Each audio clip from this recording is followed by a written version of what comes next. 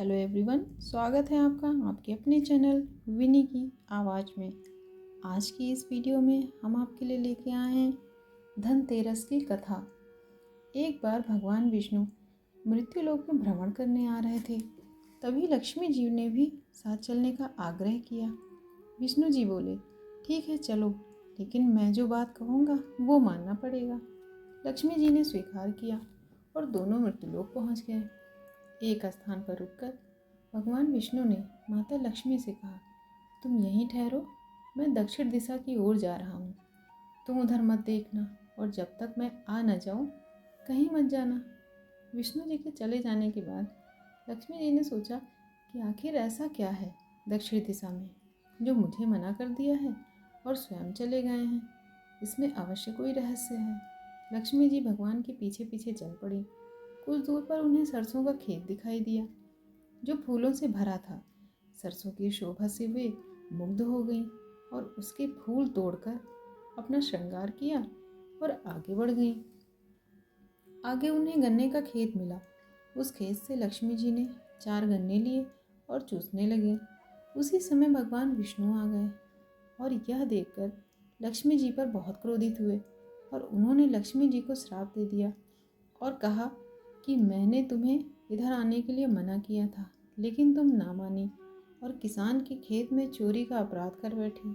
अब तुम उस किसान की 12 वर्ष तक इस अपराध की सजा के रूप में सेवा करो। ऐसा कहकर भगवान लक्ष्मी जी को छोड़कर क्षीर सागर चले गए। वो किसान बहुत गरीब था। लक्ष्मी जी ने किसान की पत्नी से कहा, तुम सबसे पहले स्नान करके मेरे द्वारा बनाई गई देवी लक्ष्मी पूजा करो और उसके बाद रसोई में कुछ बनाना, फिर जो तुम मांगोगी तुम्हें मिल जाएगा। किसान की पत्नी ने जो लक्ष्मी जी ने बताया वो सब किया। पूजा के प्रभाव से किसान का घर दूसरे ही दिन अन्न, धन, रत्न आदि से भर गया और लक्ष्मी से जगमगा उठा। किसान के 12 वर्ष बहुत ही आनंद से कटे।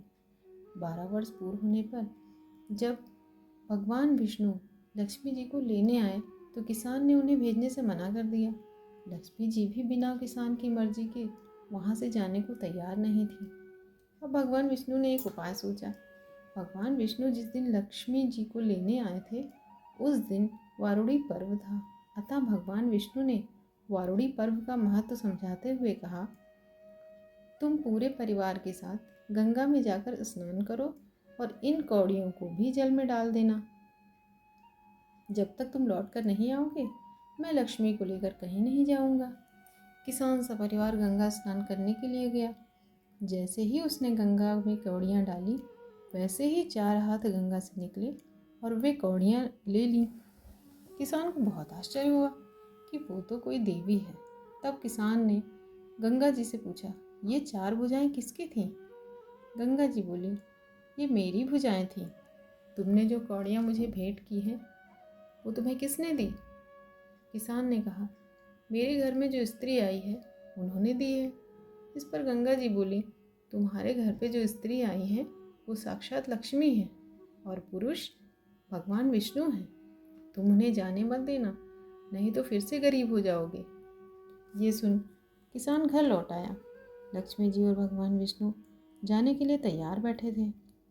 किसान ने लक्ष्मी जी से कहा, मैं तुम्हें कहीं जाने नहीं दूंगा। तब भगवान ने किसान से कहा, इन्हें कौन जाने देता है, परंतु ये तो चंचला हैं, कहीं ठहरते ही नहीं।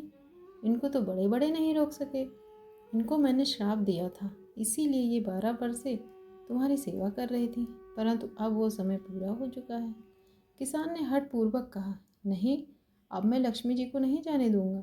तुम कोई दूसरी स्त्री यहाँ से ले जाओ। तब लक्ष्मी जी ने कहा, हे किसान, अगर तुम मुझे रोकना चाहते हो तो जैसा मैं कह रही हूँ वैसा करो। कल तेरस है, मैं तुम्हारे लिए धनतेरस मनाऊंगी।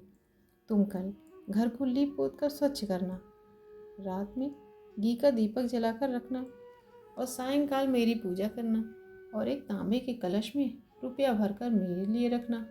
मैं उस कलश में निवास करूंगी, लेकिन पूजा के समय मैं तुम्हें दिखाई नहीं दूंगी। इस दिन पूजा करने से मैं पूरे साल तुम्हारे घर से नहीं जाऊंगी। मुझे रखना है तो इसी तरह प्रत्येक वर्ष मेरा पूजन करना। इतना कहकर वो दीपकों के प्रकाश के साथ 10 दिशाओं में फैल गईं और भगवान देखते ही रह गए। अगले दिन किसान ने लक्ष्मी जी के कहे अनुसार पूजन किया। उसका घर धन धान से पूर्ण हो गया। इसी तरह वह प्रतिवर्ष तेरस के दिन लक्ष्मी जी की पूजा करने लगा। सभी पर माता लक्ष्मी की कृपा हमेशा बनी रहे। आप स्वस्थ रहें, धन धान्य से पूर्ण रहें। हैप्पी धनतेरस। धन्यवाद।